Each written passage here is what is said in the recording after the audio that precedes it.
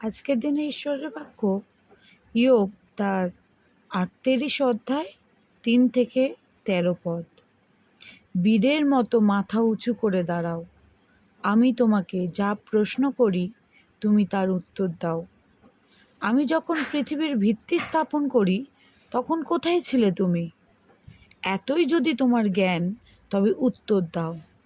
পৃথিবীর আয়তন কত হবে তা কে স্থির করেছিল?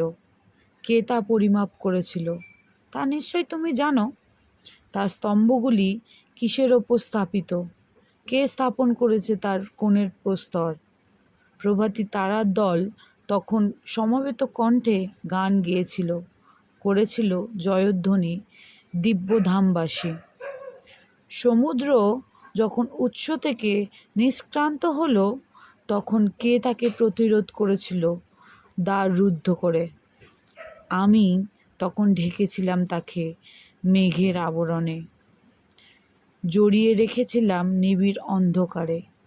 আমি চিহ্নিত করেছিলাম সমুদ্রের সীমানা, স্থাপন করেছিলাম দ্বার ও অর্গল।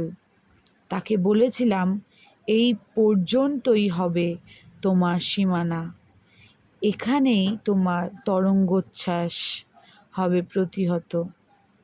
তুমি কি জীবনে কখনো প্রভাত হওয়ার নির্দেশ দিয়েছ, কিংবা অরুণের উদয়স্থান করেছ নির্দিষ্ট, যেন তার আলোক পৃথিবীর প্রান্ত পর্যন্ত ব্যাপ্ত হয় এবং উৎখাত করে মন্দকে তার গোপন স্থান থেকে?